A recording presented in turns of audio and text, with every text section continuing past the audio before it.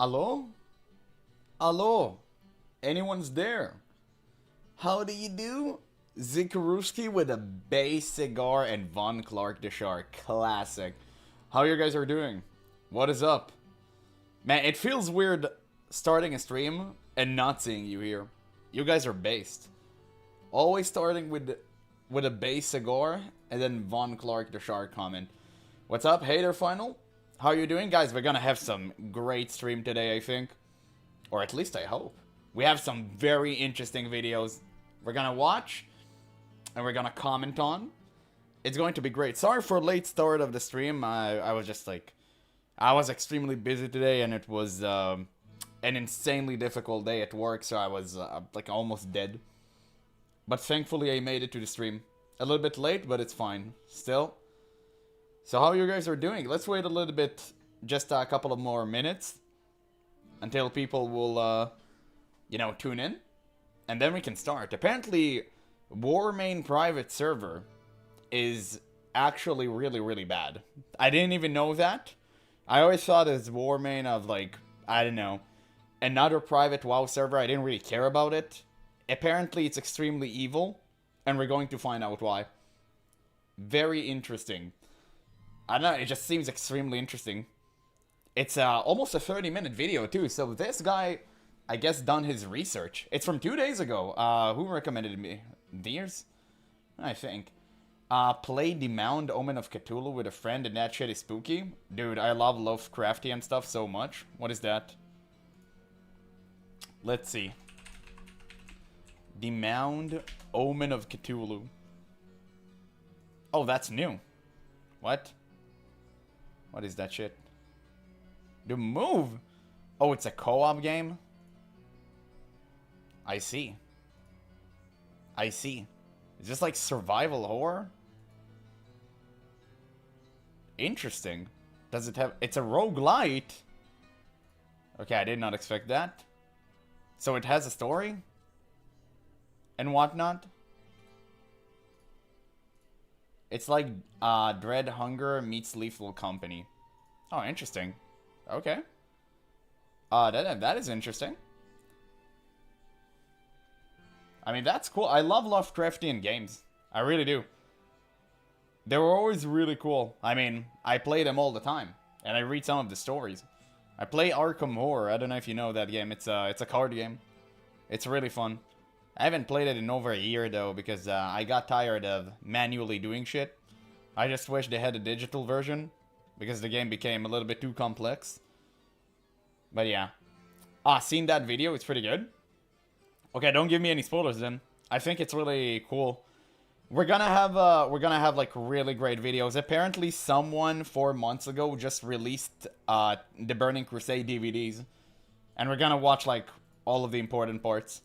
It's going to be so much fun, man. I'm super fucking excited for that. I think that's pretty dope. But I just wanted to start with a heavy one. I wanted to start with a private server shenanigan tree, because private servers are kind of being glorified nowadays. And I wanted to see one private server that actually behaves the way that a private server usually does. Because Ascension and Turtle WoW are the exception to the rule. They're like really great servers, and as far as I understand, they never like took your wallet or something. So it's kind of refreshing to see private servers going back to their roots and scamming people. But it is what it is. I think private servers have hit on the nose while Blizzard has let everything slip under their feet. Yes. Yes. And it's not like Blizzard is letting everything slip under them. I think it just... They're trash company. It's honestly just that simple. It's just not good. It just, they're doing this on purpose. They just don't care anymore. If Blizzard cared, they would have took all of the great ideas from every single private server, and WoW would have been great. But they just don't care. They don't. And that's the unfortunate part. That's what hurts. Yeah, it's hard because I'm addicted, obviously. I mean, everyone, you're within friends. It's okay. Everyone is coping out of their minds that Classic Plus will be good, even though we know it's not going to be the case. We have what, like 2 more months until it is revealed? at BlizzCon. I think BlizzCon is usually towards the end of the month, right? It's not at the beginning, unless I'm somehow mistaken about that. So we have like 2 months until BlizzCon, and nobody's excited for Classic Plus. I'm trying to keep myself hyped. It's not going to work. I know it's going to be bad. I canceled my sub a few months back, based. I didn't play the game for 8 years, and like an idiot, I just purchased Midnight because I fell into that bait, and I immediately regretted it. It was the worst experience I ever had. Like, I can't believe this is actually World of Warcraft anymore. I don't know what the game has become. Like, it's not fun. It's not fun whatsoever. Which is absolutely crazy. Just a really bad game. But yeah. Okay, I think we can start. I think we waited 5 minutes and the stream is already 1 hour late. So, I think it's going to be an excited one. Let's start this. Let's start this train rolling, boys. More people would, I don't know, just hit rewind on YouTube. There's a feature for that. So they can catch up. I think this is going to be a good one. I'm excited. I'm excited. I think this is going to be good. If you watch this, no spoilers. It's only from 2 days ago. Wow. Yeah, this video is extremely fresh. Apparently, it's about Warmane being the most evil private server out there, which is very interesting because it comes at a time where right now private servers are being insanely glorified. But I think that Ascension and Turtle World of Warcraft are exception to the rule. And I'm glad that now people kind of get to see the other side of private servers. Most of them are garbage. I know because I used to be a really poor kid who had nothing to do except play them because I couldn't afford a real thing. So now we get to see what the hell was going on behind the scenes. But he's talking about strictly Warmane. World of Warcraft is an addiction. But for millions of players who couldn't or wouldn't pay Blizzard Entertainment, that addiction found a different home.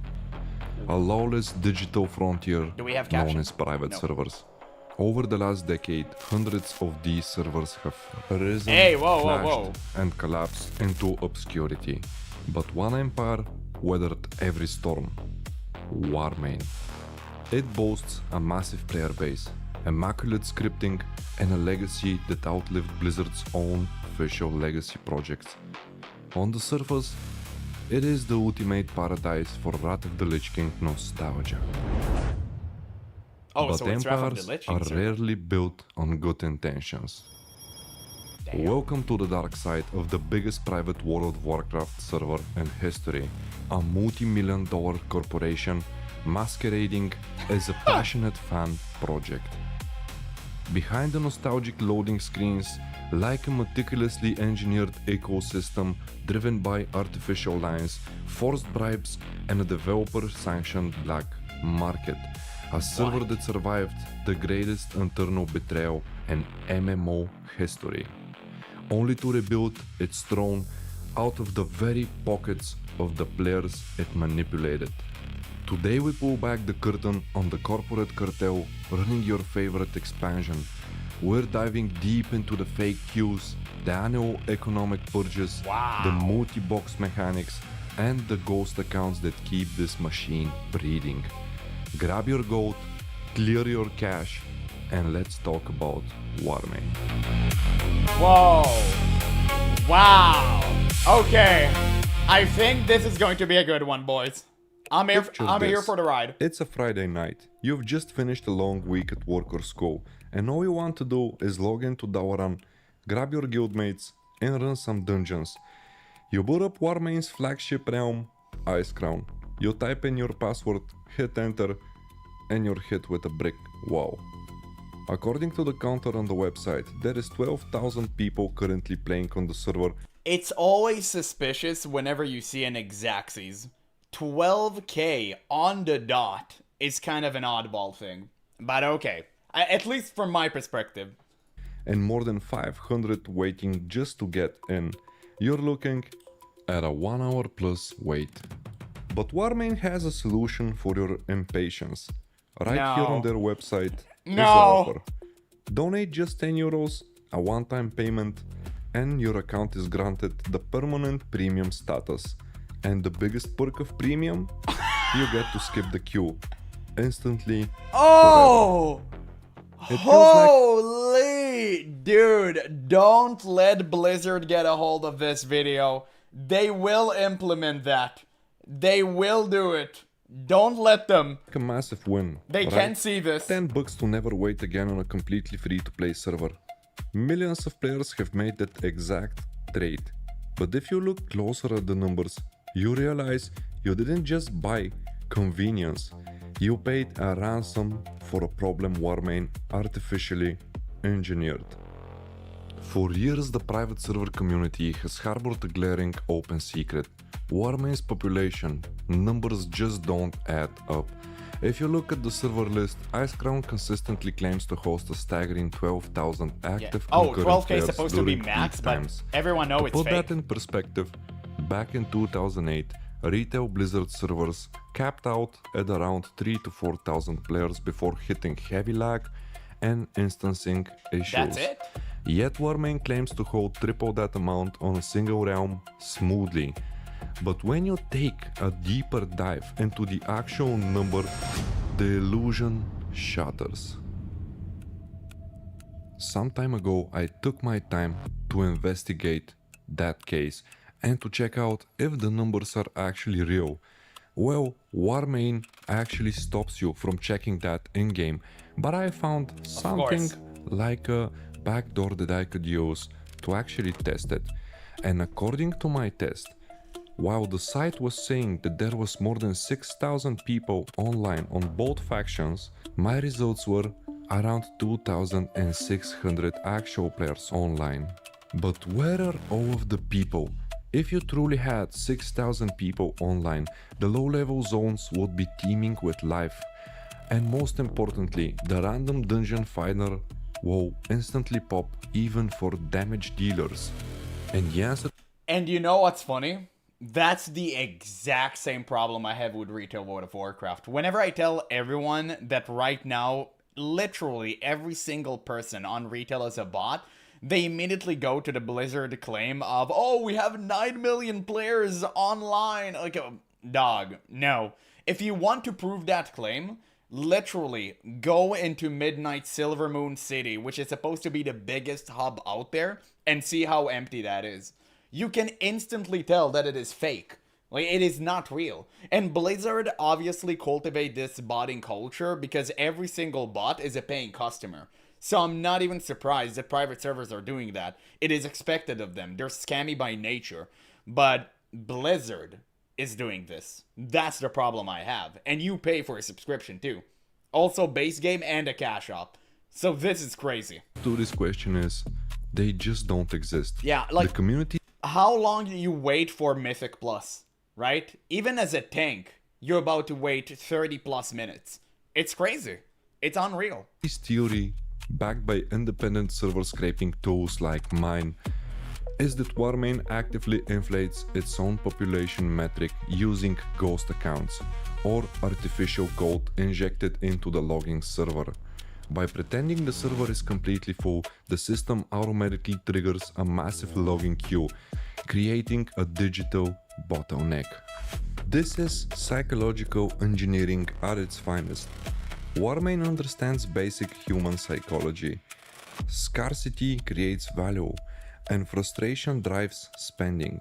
By forcing you to stare at 3-hour wait times, they transform your free-to-play nostalgia into a agonizing chore. They make the free experience intentionally miserable, knowing that a €10 escape hatch is cheap enough for almost anyone to justify. It's a brilliant, highly predatory business model. They didn't build a game server, they built a digital toll booth. And it's a toll booth that has generated millions of dollars from a player base that thinks they're playing for free. But manipulating the queue was just the first step, because once they got players through the front door, Warmane realized they could monetize something much bigger, the very concept of the game itself. What? Oh my god. In the history of World of Warcraft, certain weapons carry a mythic status. At the absolute peak of that mountain sits Shadowmourne, a legendary two-handed axe forged from ice core and the souls of the So damned. good. On official Blizzard servers, obtaining this weapon is grueling. Multi-month odyssey. It requires a dedicated guild, dozens of successful raids into Icecrown Citadel, flawless execution of complex quest mechanics, and an immense amount of luck. It's a symbol of ultimate dedication. But on Warmane, you don't need a guild. You don't need to kill a single boss. And you certainly don't need luck. All you need is a credit card and 150 Man. coins, just equating pay to for roughly it? 150 euros. A few clicks in the web Wait, how browser, much? equating to roughly 150 euros. What? 1 coin is €1? Oh my god, dude, what the hell is this conversion rate? What are they selling there? It's it's worse than Valve Market. A few clicks in the web Even the browser Steam will market isn't bypass that months egregious. of raiding and deposit the strongest weapon in the entire Wrath of the Lich King expansion straight into your level 80 mailbox. Welcome to the multi-million-dollar core of Warmane, the marketplace. Pay to win is nothing new in the private server scene. For over a decade, sketchy servers have sold high-tier gear to keep their lights on. But what sets Warmane apart isn't just that they sell gear, it's the corporate, systemic scale upon which they've completely normalized it. But direct item sales are only the tip of the iceberg. To truly understand the dark side of Warmane's economy, you have to look at how they didn't just break the game's reward loop, they turned the server into a developer-sanctioned black market. Warmane realized early on that if they only sold gear directly, they'd alienate the hardcore free-to-play grinder base that keeps the server populated, so they created the Trade tab. This is a legal, staff-moderated, real money trading ecosystem. Warmane players allowed to put their own leveled characters, earned items, and massive reserves of For in-game sale? gold up for auction on the website. The currency used? What? Coins. If a dedicated free-to-play grinder spends months gathering 500,000 gold, they can list that gold on the website. A whale can then come along, buy 150 coins with real cash, use those coins to purchase that player's gold, and then spend that gold on the in-game auction house. So they just created an extended version of account selling. Wow, this is like the next step. You can sell every bit of portion of your character, from your gold to your mount to your own hero. That is insane. Wow, that is so scummy. And there was like one dude telling me to hop on Warmane too. I bet it was one of the developers. What the hell was that? It's crazy. The moment I would see that this exists, I would have never even came close to it. I won't be even surprised if they sell their information or something. That's absolutely outlandish. And by the way, this is why people keep away from private servers. And they should. They should. Private servers are 90% like this. Like, I'll remind you guys, Ascension and Turtle WoW are the exception to the rule. This is the normal stature, sorry. On paper, it looks This is like a normal. win-win. The grinder gets premium currency without spending real money, and the whale gets the in-game wealth. But look at who wins the most.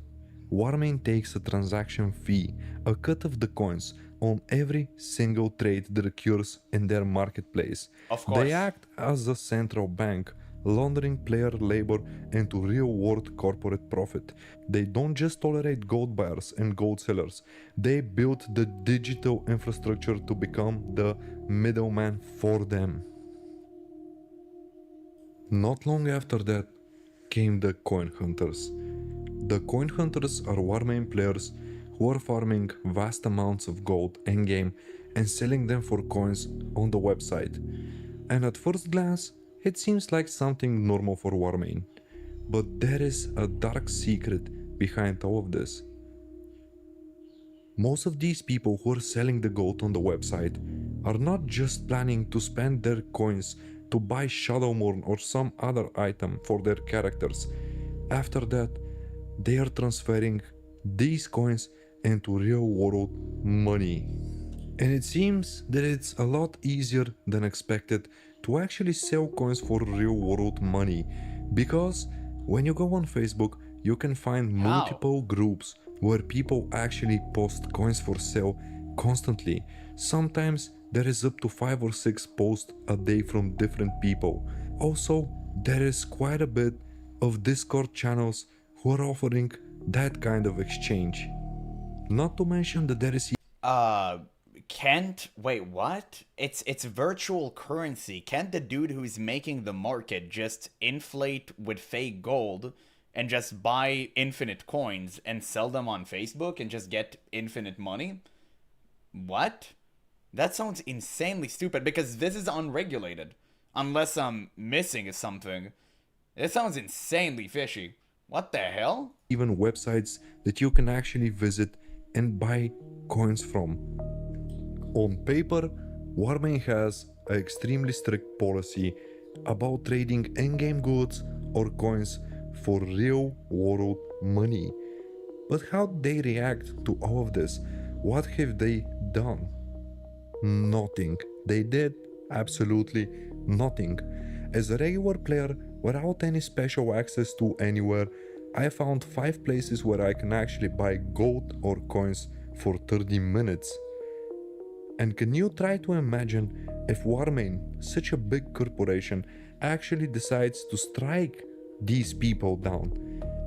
I think that they can do so in 48 or less hours, because they can just go on the websites and the Discord channels, they can try to buy coins and instantly ban and delete the accounts of the people who actually have the coins in them.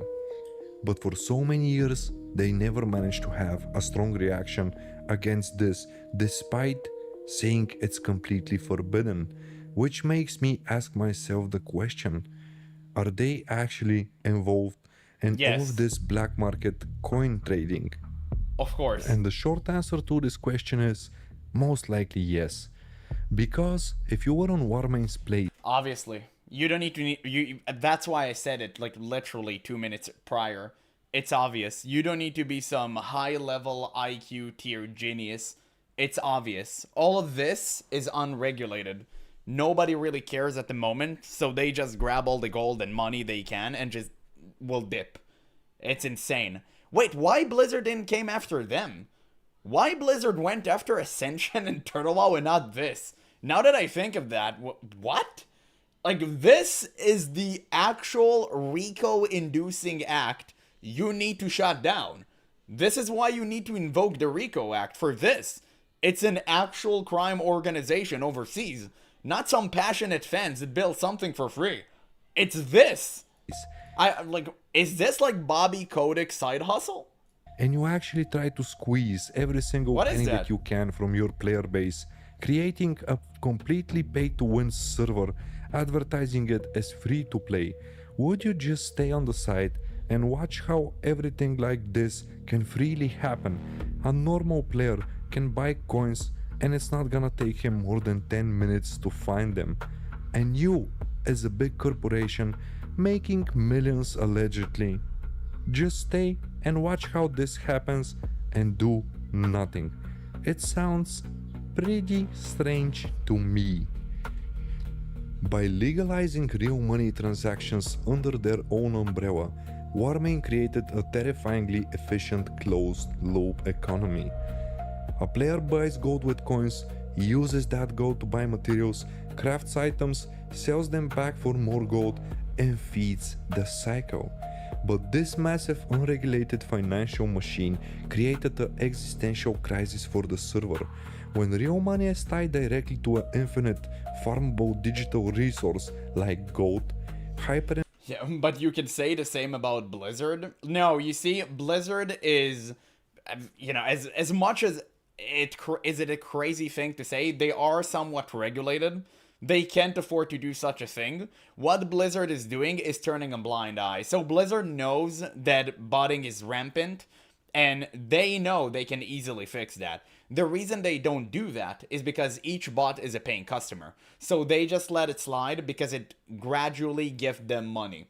So they don't care. They turn a blind eye to it and it's like, oh yeah, it's a problem. We'll fix that, whatever. But they don't really do anything. But Warmane people are most likely actively engaged inside of their own market. And they manipulate it so people would be inclined to spend more money and buy more coins. That's the crazy part. Blizzard can't do that because obviously there is no black market for World of Warcraft as far as I know, right? You have the WoW tokens and I guess they can sell WoW tokens and stuff. But I don't know. I think it's regulated. Like, they're not allowed to do that, at least as far as my understanding goes. Inflation isn't just a threat, it's a mathematical certainty. Yeah. And by the way, the WoW token, now that we're on that topic, is a legal version of Blizzard doing this exactly. It's not quite the same. It's not as bad because they're regulated and there are laws they need to abide to, you know? A crazy concept. But WoW token is a way not to defeat bots, but join in on the fun. Way that Warmane choose to That's solve why I this hate it so much. inflation is perhaps the most ruthless economic mechanic ever implemented in a video game. They call it the gold squish.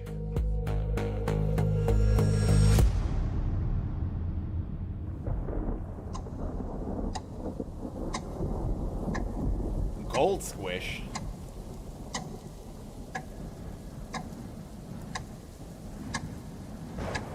In any economic system, if you keep printing money without restriction, you trigger a death sentence, hyperinflation. And in a game like World of Warcraft, where gold can be farmed 24 hours a day by automated programs and relentless player networks, the death sentence accelerates at a blinding speed. By allowing players to legally trade their in-game gold for real money, coins on their website, Warmane created a massive problem. The server was drowning in gold. The value of the currency was plummeting. Same problem we have in TBC Anniversary right now, by the way. Prices on the auction house were skyrocketing, and the entire economic machine was on the verge of a total meltdown. If the economy collapses, the whales stop buying coins, the farmers stop selling them, and Warmane's multi-million-dollar cash flow dries up overnight. They needed a radical solution to keep gold scarce, prices stable, and the player base desperate. So they introduced an event that strikes terror into the heart of every player who doesn't spend their wealth immediately. An annual financial execution known simply as the Gold Squish. Every single year, usually in early March, Warmane deploys a script across its high-rate realms. With a single press of a button, the system automatically, ruthlessly deletes exactly 50% of all gold across the entire server. It doesn't matter if your gold is sitting in your character's bag, tucked away in your personal bank, stored in a guild vault, or tied up in active mail transactions. If you have 100,000 gold on the night of the squish, you log in the next morning to find 50,000. Publicly, the administration... That's crazy. That's insane. My god, they're going to steal your money and ask you for more later. Holy crap. Dude, I'm not even going to lie. If you played this server, you're stupid and you deserve to be scammed. Paints this as a heroic act of economic stabilization. They claim it's a necessary evil to keep the auction house fair for new players and prevent the market from bloating out of control. But if you look past the corporate PR, the dark side of this mechanic becomes blindingly obvious. The Gold Squish isn't just an economic reset, it's a highly calculated tool designed to enforce artificial scarcity and drive players right back to the cash shop. Obviously, man, I think like a lot of people are just financially illiterate. Like, how can you look at a 50% tax rate, all happens overnight, and be like, oh yeah, I guess it's necessary. What? If a government would ever try to pull such a thing off, people will be outside of their capital with pitchforks. What is this? Again, the people who are playing this server are mentally ill. It's not even about whaling and having a lot of money. It's just they're stupid as hell, and they deserve to be milked. Like I'm just going to say it out there. Like I don't care about them. They're stupid. What is that? It's crazy.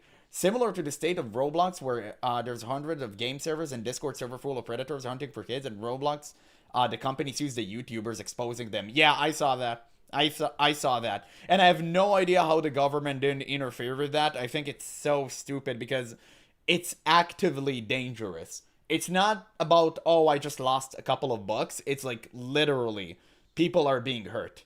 And that's the crazy part. Yeah, perfect funnel to WoW token and third-party gold sellers. Exactly. This alters players' behavior. Knowing that half of your hard-earned wealth will be deleted at the end of the year, saving gold becomes completely pointless. Players are forced into a state of panic, buying as the deadline approaches. They desperately dump. They invest into items and they keep the items because they don't remove them. They just remove the gold, so you get to keep your value by purchasing stocks, which are like the items themselves. They have no real value, but it will after the gold reset. Their gold into materials, mounts or gear just to preserve some value. But here is the catch. There is only one type of currency on Warmane that is completely immune to the annual purge. Coin. And that is the premium currency you buy with real money or trade for on the black market. Never drops by a single %. It retains its absolute value all year around. By systematically destroying the value of standard in-game labor, Warmane subtly, psychologically forces the community to rely on the coin economy. If you want to buy an expensive item after the squish, but your gold reserves were just slashed in half, you're faced with a choice. Spend months refarming what was stolen from you, or log onto the website, pull out your credit card and buy the coins to get it instantly. The gold squish keeps the players poor, the market desperate, and the donation portal flooded with cash.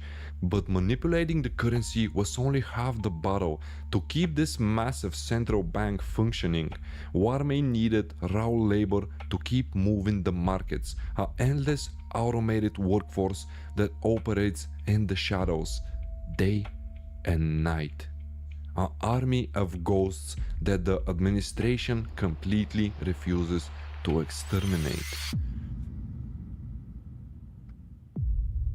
If you step out of the major capital cities of Warmane and fly over to the high-level zones of Northrend, you will eventually witness a phenomenon that feels less like a fantasy game and more like a dystopian assembly line. Dozens, sometimes hundreds of identical characters moving in perfect eerie synchronization. They don't chat, they don't deviate from their pathing, they don't make human mistakes. They are an army of ghosts. Wait, I thought we were talking about a private server. Why suddenly he speaks about retail? That's crazy. Automated botting programs operating 24 hours a day, stripping the world bare. Oh, I thought we were talking about retail. Yeah. Exactly. It's like, man, it's so it's actually, you're goated for saying this at the exact time I did, but it's little to no surprise. This is exactly how retail works. It's so funny to me. You can see the resemblance, and it just goes to show you that, like, Blizzard, the way that they currently operate, it's a mafia. It's just a criminal organization. And that's why I constantly mention to you guys that they are the most reprehensible company on planet Earth. The fine that they got for all of the misconduct and malpractice they did during the past decade is laughable at best. It's just a slap on the wrist. I think they got, what, $18 million fine? It's nothing. They should have got fined billions. I'm not even joking. And Bobby Kotick should be in prison. He should be in prison, but he's a rich person and very well connected, so obviously it will never happen. Of every single mining node, herbalism plant, and gold dropping monster in their path. On any official retail game server, a botting operation of this scale would trigger immediate sweeping ban waves. Developers spend millions trying to keep automated software out of their games to protect the economy. But on Warmane, the bots don't just survive, they thrive. For years the player base has complained, posting endless video proofs on forums, subreddits, of the exact same botting trains running the exact same loops for Literally retail. Literally retail. So many videos, so many screenshots. Blizzard can easily fix that like TurtleWow has. And no, nothing ever changes. Because I'm telling you guys, it's not about, oh, we can't take care of the problem. It's by design. Blizzard want them, and Blizzard needs them. months on end, yet the mass bans never seem to come. And the reason for this willful blindness is simple. Warmane just needs the bots. Yep. Think back Also, who operates them? Who do you think operates them? It's obvious. It's most likely the people from Warmane. to the annual gold squish. If the administration deletes half of the server's currency every February, they create a massive sudden void. If the server stays completely broke, players get frustrated and quit. The economy stagnant completely. To keep the wheel turning, the server needs a massive influx of raw, cheap labor to instantly start pumping gold back into the system. The bots act as the central bank automated printing press. They generate the raw materials and currency that keep the auction house fluid, active, and of course, hyperinflated. But there is a secondary, even more brilliant layer to this corruption. When bots flood the market, they drive down the value of honest player labor. A regular player spending 2 hours gathering herbs can no longer compete with an army of scripts doing it for 24 hours straight.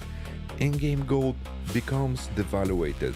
And when a regular gameplay stops rewarding you fairly for your time, the temptation to skip the grind altogether becomes overwhelming. Why spend days competing with an unbreakable army of automated scripts just to get out farmed? When you can just log onto the Warmane store, spend 24 euros on coins and buy whatever you want instantly. The bots aren't a flaw of Warmane's design, they are an essential gear in the machine. They break the spirit of the average grinder, ensuring that the only viable path to the true wealth on the server runs directly through the administration's pocket. The evil From a laugh. server Yeah. which was supposed to be completely free to play. Of course. Free to play with coin market. What a free to play it is. Surely. How can you be this naive? Is actually beyond me.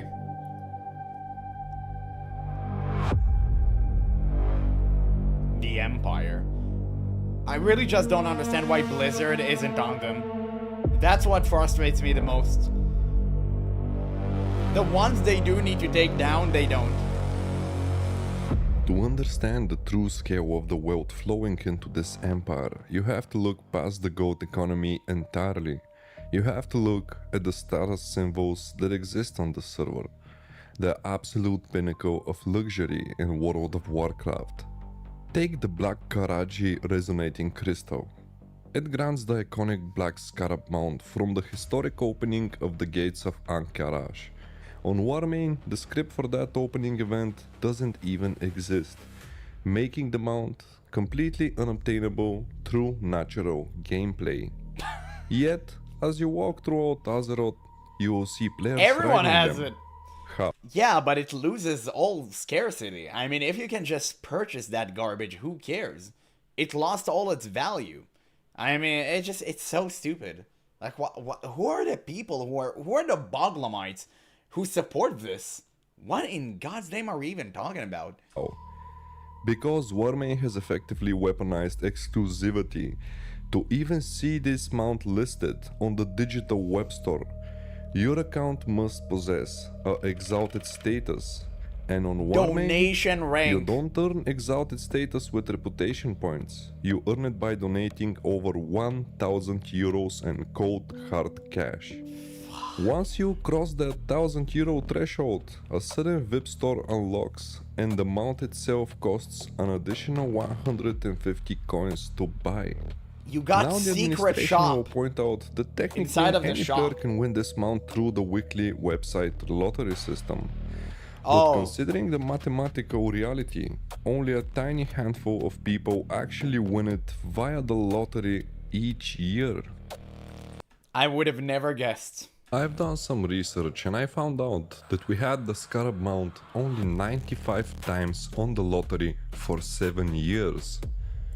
The vast majority of those Scarab mounts you see standing around in Azeroth weren't won by a stroke of luck. Every single one represents someone who willingly handed over more than 1000 euros for a collection of pixels on a private server, or simply won the lottery. Or it might be bots creating fake hype around them. It's like going around you, oh, you won that mount? Well, I paid. Maybe you should pay. And then you would be more inclined to pay because you saw that other people did it. And then you're like, oh, okay, you know, if others did it, like, maybe I should do it as well. I'm enjoying the server. But then you wake up and you realize that your AI cat girlfriend isn't real. And you just stop doing that. But, I don't know. Maybe it's just wishful thinking. Yeah, Blizzard is proud of their greed. That's why they can still stay.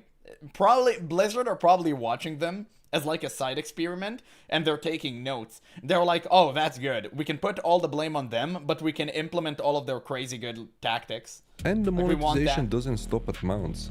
Want your standard epic weapon to look like a legendary blade like Thunder Fury? Nice Thunder Fury. You can't farm that in-game, you have to buy a Scroll of Illusion directly from the store for 50 coins, the real world equivalent to 50 euros, just to change a weapon skin. Multiply those 50 euros and 1000 euro accounts by thousands of players for over a decade, and the number becomes staggering. Warmane is no longer... And aren't we close to that in retail? I mean, you have to pay to change your appearance, I think, right? To change, like, your race and all of that stuff. So we're getting pretty close to that. I wouldn't be surprised if Blizzard would start cashing in on transmogs. I actually wouldn't be surprised. Not at all. just a passionate Not fun one bit. project. It's a highly optimized multi-million-dollar financial institution built right on the top of a classic video game. They didn't just recreate the game we loved, they built a system that deletes your money, lets an army of automated ghosts farm the land, and forces you to pay real cash just to bypass the inflation they engineered. It's brilliant, it's cutthroat. It's not brilliant. People are doing this as we speak at the stock market. It's all fake. It's all insider trading. It has been well known for years. Like, Congressman has been cashing in on this. It's into the government. Like, that's not brilliant at all. Like, I'm sorry, dog. Like, you don't know what the definition of brilliant is. It's common tactics. Everyone knows that this is happening. The problem is not enough people go outside and revolt against that. They're trying to cash in, like they're going to make bank, and some of them do, but most of them don't. Like, that's the problem. And Warmane is just abusing weak-minded people with deep pockets. It's not that clever. Most scammers are stupid as hell. They know different. They're not some geniuses, they're not some savants. They're just a bunch of inhuman fucks that actually willing to go through all of this to scam some people that can't think for themselves. It's nothing genius, it's nothing new. And it's the most successful private server in history, because in the world of Warmane, the house always wins. Of course. Damn, that echo kinda got me. So, is Warmane a broken system? Or is it exactly what the community wanted? Perhaps that's the most unsettling truth of all. As long as there are players willing to pay to skip the grind, there will always be a server happy to sell them the shortcut. The game ends, but the business of nostalgia, that just keeps on going. Of course, none of this is mandatory. At the end of the day, Warmane is a completely free-to-play service. You aren't forced to participate in the store. You aren't forced to buy the shortcuts. You always have the choice to ignore the shop, play the game as it is, and grind for your own rewards. But the system is designed to nudge you, to frustrate you, and to offer the store as a clean exit from that frustration. We play games to escape reality, not to get caught in another one. Thank you for watching and keep on asking questions. I do all of this for you, because you deserve to know what happens behind the curtain of the games we love.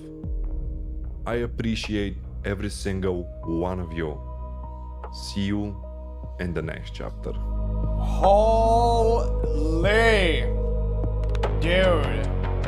Wow. Thank you so much for whoever linked me this video. That was crazy good. This 30 minutes went by so quick.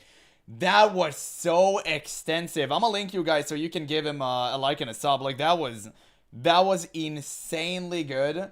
I honestly can't believe to what we just saw. Like, wow. There was so much to unpack there too. It's amazing. Like, it's amazing. He done some serious research. I'm actually shocked this is the first video I watched from this guy. But regardless, I think all of this, it can kind of be distilled to private servers are just being private servers. And maybe that's just me. Maybe you guys are surprised by it. I'm not. As a poor kid, I play private servers all the time. I've seen servers that are 10 times worse than this. And it's not something that I'm proud of, right? But like, it is what it is. Like, that was just my reality back in the day. Obviously, I don't do it anymore. So, it just, for me, I feel like home. I used to play Guns, the Duel servers. I don't know if you ever heard about that game. I really loved it as a kid. And all of these games, they had the worst predatory systems ever, including MapleStory. I was a huge MapleStory gamer. Yeah, same dude, exactly, right? So we're used to it.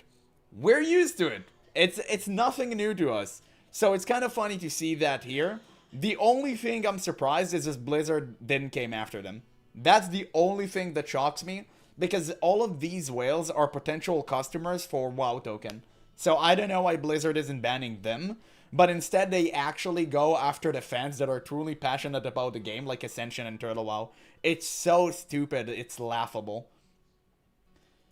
Yeah, and MapleStory Classic coming too soon too. I know. I'm most likely about to play it. Private. There we go. I'm gonna leave you a link, guys. I'm gonna leave you a link on YouTube and Twitch so you can watch it for yourself. We have some interesting, very interesting video after that. So, stay tuned. There we go. I'll leave you guys a link. You can watch it for yourself. Give this man a like. It was truly great.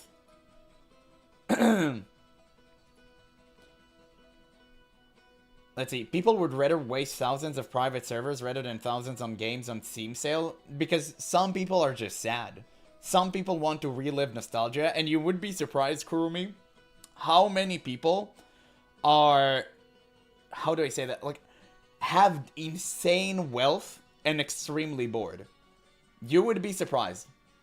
You would be surprised. And I know, because I've been behind, well, not me, someone I used to, like, learn with, he was behind, his big brother was behind the, fuck, I forgot how this game called, one of the biggest phone games ever, okay, not like Raid Shadowlands, like another one, and he told me exactly which tactics they're employing to milk their whales. It was crazy.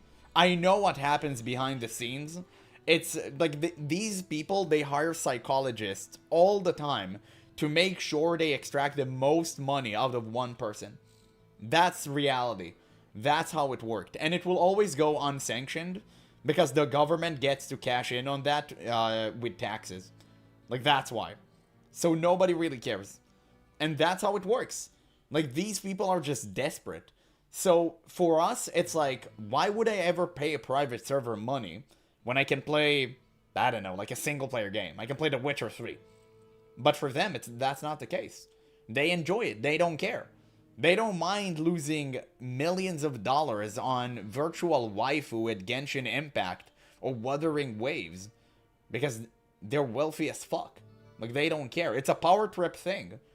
It was never like about the money, really.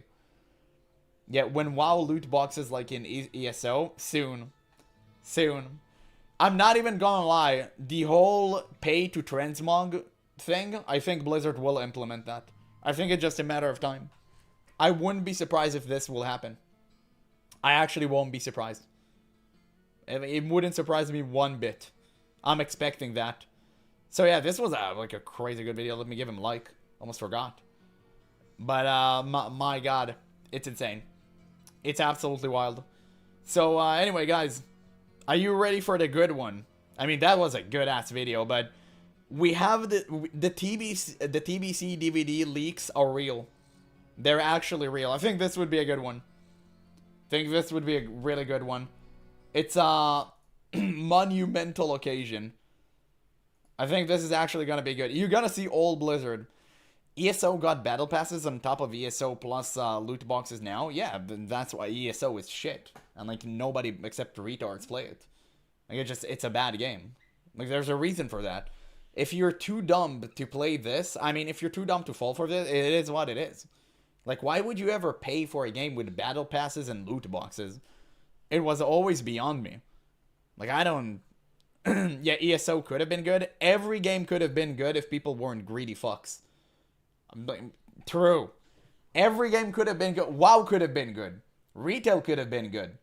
If Blizzard weren't as greedy, it would have been good. But it's not. Because they prioritize whales and WoW tokens over us. That's why it's bad. That's why we don't play it. That's why the gameplay looks the way that it looks. It's so fast-paced and cyclical because they want to create fake scarcity. Artificial scarcity. ESO is the only MMO my friends will play? Damn. You gotta find new friends. That's crazy. Okay. But to be fair, there aren't any good MMOs around right now, so just get them hooked on Guild Wars 2 or some shit. It's like way better. It actually respects your time. And even Guild Wars 2 has like pay-to-win elements, but they're not as bad. They are pretty bad because you can literally convert gems into gold, but they're not as bad. So I guess there's that. But it's kind of funny, yeah. ESO is, well, listen, it's not Star Citizen level, right?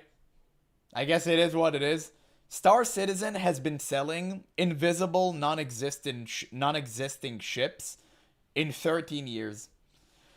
I tried, it won't move over to Guild Wars 2. Yeah, I told you, man, you gotta find new friends. Like, that's, it is what it is. Sometimes you gotta do what you gotta do. If they like ESO, then they like it, but I never understood the appeal. But maybe that's just me. It always looked like rehashed Skyrim. And I hate Skyrim, but that's me. Like, that's a personal opinion, so I do kind of understand that. But, anyway, guys, it's time. I'm super excited for this one. I'm actually super excited for this one. Let's see, how many people we have, by the way? Damn, we have a whopping 17 people watching the stream. I don't know why. Nobody likes to see me talking about WoW when it's, like, the good stuff. They always like the slop. They like the Rainbow Mafia bashing. But they don't want the good stuff about World of Warcraft. I guess they're too hurt to see what Blizzard used to be back in the day. Understandable. Understandable. Man, I'm feeling extremely bald today. I don't know why. It's just, I can't comb my hair right. Unfortunate. Maybe the wig is starting to fall off. I need to swap it for a new one. But anyway, guys, this is going to be really good. I haven't watched any of this. I haven't watched any of this. Like, I'm super excited. Damn, that's crazy. I can't believe the TBC DVD were actually leaked. I'm super excited for this. I'm pretty sure we're about to see why Blizzard used to be the absolute GOAT. This is about the Blood Elves. In Warcraft 3 expansion, The Frozen Throne. Dude, look at Chris. In that story, we saw the High Elves were in pretty bad shape since their homeland had been destroyed by the Undead Scourge. And their leader at the time, Prince Kael'thas, rose up to figure out a way of how to cure his people of their magical addiction. Yes. And his solution to that was pretty much enslaving his people to the demon Illidan, who in turn for their... Based. Actually based, Giga Chad. What's the solution to your addiction? Be enslaved, little hoe. Perfect. Perfect. Service promised to teach them how to... Chris was handsome. He sate still their is. magical addiction and become very powerful. I think it's interesting Oh my to note God. about the Blood Elves Look at that Jeff. they have a rich history in Warcraft lore. They used to be Holy. High Elves, and High Elves were part of the Alliance. If you played Warcraft 3, your sorcerers and priests were High Elves. So it's interesting to see them on the other faction at this point. It's also interesting to note that Lady Sylvanas Windrunner was once a High Elf and therefore a Blood Elf, and she's on the Forsaken now. After she regained her will from Arthas, she led the Forsaken Crusade, and now you've got the Blood Elves naturally allied with the Horde through Lady Sylvanas Windrunner. So I think there's some really interesting story elements going on there. In the Burning Crusade. Yeah, remember when the story was actually good? And now Sylvanas is just the most neurotic, erratic, slay queen imaginable. Because all of the current writers for Blizzard are probably blue-haired Karens and Labubu millennials. They self-insert themselves into the game as Sylvanas because they're on a massive power trip and egomaniacs that want to emasculate men. Crusade expansion set, we see the Blood Elves, a few years later, have indeed embraced Illidan's path and become very powerful. But they've definitely lost their souls, and that's a major theme that plays out through the quest lines. What we tried to do with the quests was naturally guide the player through Blood Elf lore and catch the player up with why are the Blood Elves here, why are they on the Horde, why is it important for this expansion, the Burning Crusade, to have Blood Elves involved. Some of the earliest quests for the Blood Elves, for example, involved using the racial ability. Every race in our game has some specific racial abilities that sort of make that class, that race unique. What we did with the Blood Elves is we focused on the kind of vibe that we've built for them, that they're this race that's very addicted to magic, that they can't get enough of it. So both in selecting primarily classes that are mana-oriented classes, and then by also selecting racial abilities that emphasize magic. For example, the mana tap ability that all Blood Elves have that allows them to kind of sap mana from the target and also build up a little bit of a buff that leads into their next ability, which is Arcane Torrent. And Arcane Torrent kind of sucks all the magic in the area around them, silencing nearby targets and kind of restores some energy or some mana. And it had to be nerfed if I'm not mistaken. I think it was for a certain period of time the strongest racial ability in the game, but feel free to correct me on that. For that character. So what we've done is we've tried to focus on abilities that reinforce those themes that we've developed for the Blood Elves. Blood Elf Paladin was quite an interesting one to talk about, in terms of lore especially. So they refer to themselves as Blood Knights, even though they are paladins. They cannot embrace the light. Rather, they see the light as this thing for them to manipulate. We thought the game would play a lot better at the highest ends if that class option was available for the Horde. Wow, dude, you heard that? That was a key distinction in the story. Actually, damn, I didn't even know that myself. I actually learned something. That's really cool. And today, if you look at it, it's so funny because we're at midnight and the focus is on, like, Blood Elves Paladins. And it's like, oh, the light, embrace me. I honor the light. I love the light. Like, light, please guide me. And it's like, brother, that's completely different than what he just spoke. So you can see the tale in story. Suddenly, all of the Blood Elves are worshipping the light for some odd reason. And back in the day, they saw it as something to manipulate. It was a power source for them. It wasn't a thing of fate. It was a thing of power. They were using it for their own gain. That's cool. Did I love that? As we sat around trying to figure out, well, this is certainly a break in the lore. How the hell are we going to rationalize this one? We came up with a pretty cool hook, which was Blood Elves overall kind of lost their faith in the light following the events of Warcraft 3. The undead had ruled their kingdom and the light wasn't there for them in their darkest hour. It was, but they didn't use it very well.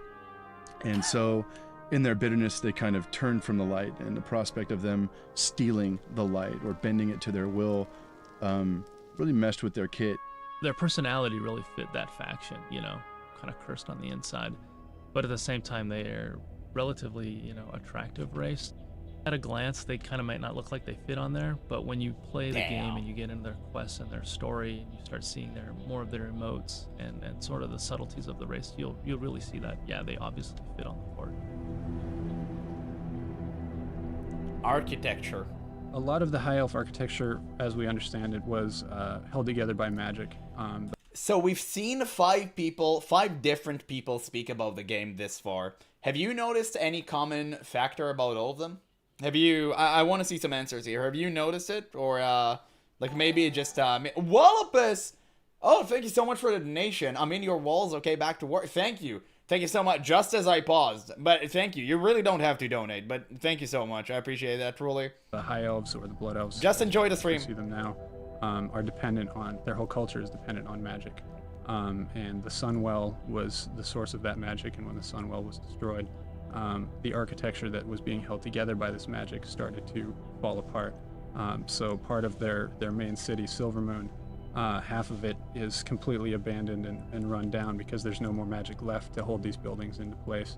And the buildings that they have taken over and remain standing in pristine order, they're using demonic energies to maintain the architectural Alright, they're structure. using the fel crystals. The Blood Elf exterior zones are very unique because they're Bro. the first exterior. Okay, 6 people. Guys, what is the common denominator here? What do you think? What made this different? If we'd seen something similar in Midnight Retail right now, we've seen some behind the scenes DVD or any digital version whatsoever of what happens behind the scenes, what the main difference would be. You know? Okay, I'll tell you. They are all men. And if we see it nowadays, it will be all Karens. All of them. Every single one. Zones that we built for the expansion. So we were learning some lessons along the way. You need but I think balding that men to we make tried WoW to do a great pretty again. Good job in making something different for players than they've experienced before. And the main thing about that stands out is Silvermoon City. Silvermoon City is the home city for the Blood Elf race. Don't forget the purple Horde and was pink finally hair, able yeah. To get its giant grand city. You're right, my bad. So Silvermoon City is a great example of one of these areas. It has the pristine area, which the Blood Elves have been rebuilding and was untouched from Arthas. There's the dead scar that goes right through the center of the city and is complete and utter devastation. Then the ruins of Silvermoon, which have been abandoned, they got cut off by the Scourge. So they haven't bothered to rebuild that. They just moved everybody over to the pristine side. We decided to take one half and make it the city proper, and take the other half and turn it into what we call like a sub-zone, which is a small area that we expect players to quest and adventure in. And that's where we send players on early in the game. So they go through there, they play a couple quests, and then they exit out into the rest of Eversong, which would be the rest of the actual Blood Elf zone. Well, Sunstrider Isle plays a pretty big history into the Blood Elves because originally they've been there for a long time, but they've been pushed there. Originally they were out over the rest of Eversong, a little bit of the Ghostlands, but over time they've been oppressed and pushed back. So for us, it always works out really great to have a small starting area because we can keep the players not necessarily enclosed, but we can keep them where we want for quests. And for a lot of people who are just learning how to play the game. They're level 1, they're level 3, so tend to not want them to get too far off a road or get stuck in a dungeon they might not want to be in. So doing an island like that that's connected right off the edge of the coast plays really well to that aspect for us.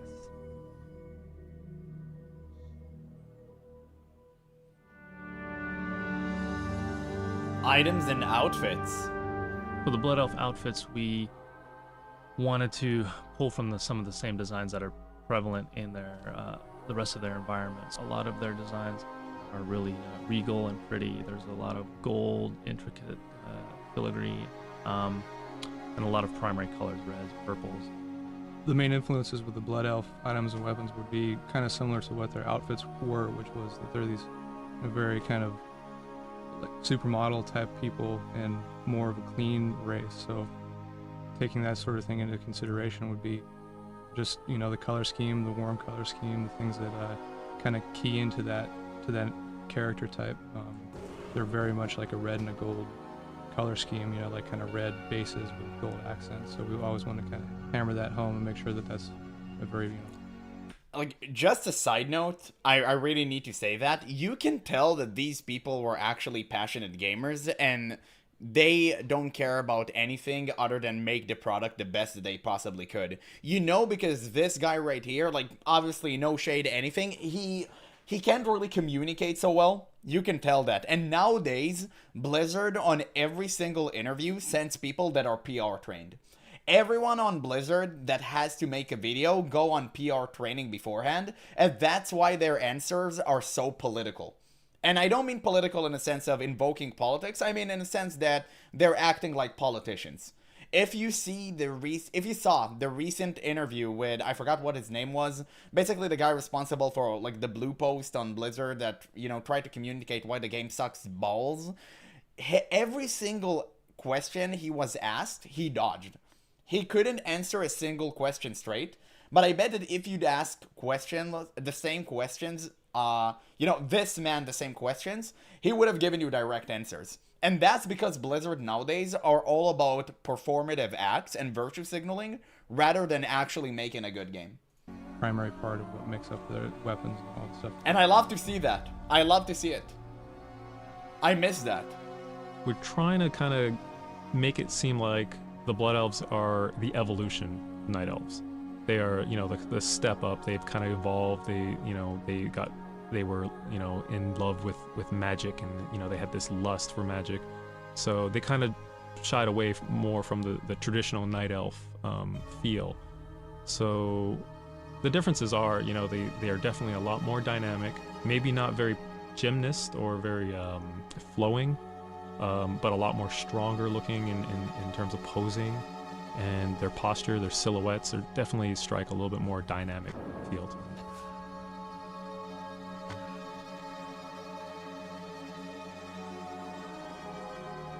You know, they're definitely more humanoid looking. You know, they don't really have any dangly parts or, you know, holes in their faces or huge horns or anything. You know, a lot of people who like the aesthetics and the look of the Night Elves will definitely like the Blood Elves.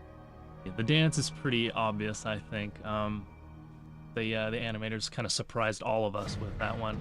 The male dance, we did Napoleon Dynamite. And, yeah, classic. In the movie Napoleon it's such Dynamite, a there's good a one. scene where Napoleon does a really funky dance routine on stage in front of his high school. So we picked 4 or 5 routines or steps out of that and created the animations from it. They did it before Fortnite, by the way. We're playing with the idea of a kind of pop culture dance. So we took Britney Spears videos and kind of picked apart steps from several of her videos.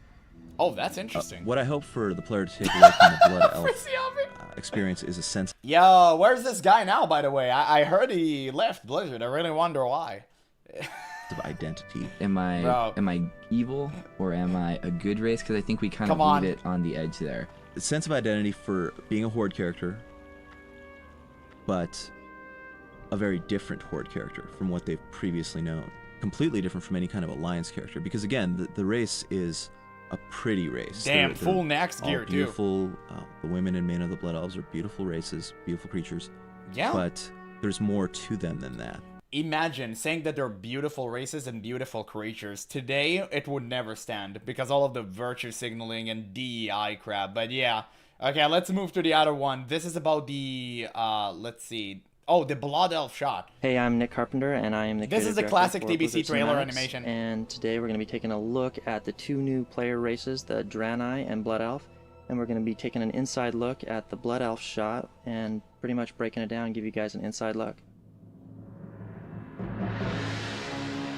Oh, the One of the things that music. was really cool for us in this particular piece is we were able to show the Blood Elf at the beginning where she looks pretty much like any character on the good side of Warcraft, pretty much on the Alliance, where she feels calm, mundane, and then as the shot progresses and the Mana Worm comes in, you get to see a darker side of her, which is pretty much the nature of the Blood Elf race.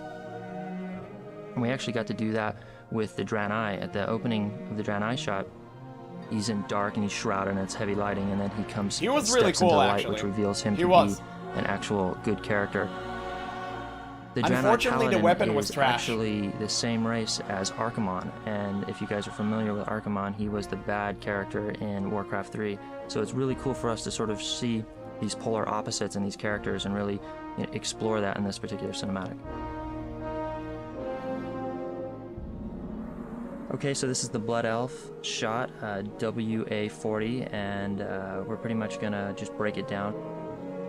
So the first part is drawn, which is your traditional 2D storyboard, and it's pretty much done like everyone else. Gives us an idea of where we're going and Oh, the pacing. damn. Okay. And from there, we go out and film live action reference for the animators. So then If this was made today, she would have been fat. get a basic understanding of motion and timing and pacing. And from there, we go into what's called a 3D animatic, which is sort of a blend between 3D and 2D in terms of storytelling. And it basically gives us a physical world representation of exactly what we're going to be seeing in the shot. And once we have that, it's pretty much laid out, and then we Oh, go wow, straight she's into bald. first pass animation. And first pass is usually just a quick stab at exactly what we're seeing in the live action reference. And then from there, we just keep polishing it until the shot is final. Wow. Damn, all of this to make one cinematic, and think that this is just like one part of that cinematic. There were way better parts than this. This is just like iconic. But there was like, I think the mage doing shenaniganry, the warrior, all of this swinging and stuff. I guess that must have been a nightmare to animate. I wonder how much faster it is today. I just don't know anything about animation. So I couldn't really tell you. Atmospheric effects added. Oh, it's like the phases and stuff. Oh, that's good. Jesus, textured, spectacularly added. Wow. Hair is like the last thing to be added. It's insane. The final shot.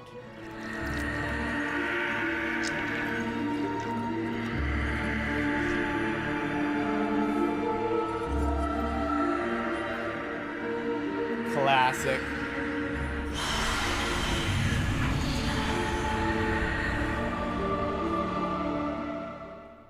Pinnacle bra moment. Wow. Wow, that was so good. So much effort has went into that. That's so interesting. I didn't even know that. Wow. Okay, that was really, really cool. So now we have the creation of the Draenei. One of the difficulties with the Draenei is that you can't just summarize them inside of, a 4-minute speech. They're not a one-sentence group, and it's something we've known about since we decided on, using them as the new Alliance race. We had series villains like Archimon and Kil'jaeden that are from this race called the Eredar. Big giant demons, right? Kind of a no-brainer for, a demonic race to lead the Burning Legion. And as we were kind of staring at those models and looking at that concept art, as we were kind of struggling to find the perfect Alliance race to add, that form just kind of came back to us again and again. Yeah. This guy's just like... Now compare that to that elf in the housing cinematic. Yeah, man. I know you're laughing, but it breaks my heart. It truly does. It's so soulless. But again, Blizzard doesn't care anymore. Yeah, bold equal good confirmed again? Yes. Finally, you understand. Awesome. Thank God. Trip out. Wouldn't it be crazy if we had a lawful good version of these guys? If maybe they weren't always evil. And Chris tried to pretend he wasn't bald here, but we knew. Draenei. We knew. Originally came from the world of Argus. That's the home world of the Eredar race. And again, Draenei means exile. So we're dealing with one very specific tribe that was driven out and has managed to survive all these generations. Their experience is more on a cosmic scale. They know more than any other race we've encountered about the Burning Crusade, about the Naru and the Legion and the Titans and all of these cosmic forces playing out. So with the juxtaposition of a very evil-looking form, but a very noble cause and a very noble ideology, Draenei was a fun experiment to play with. It's so crazy how everything used With the Draenei, look we so wanted good. to create a very heroic kind of theme for them. They kind of pose. They're very striking. They have good posture.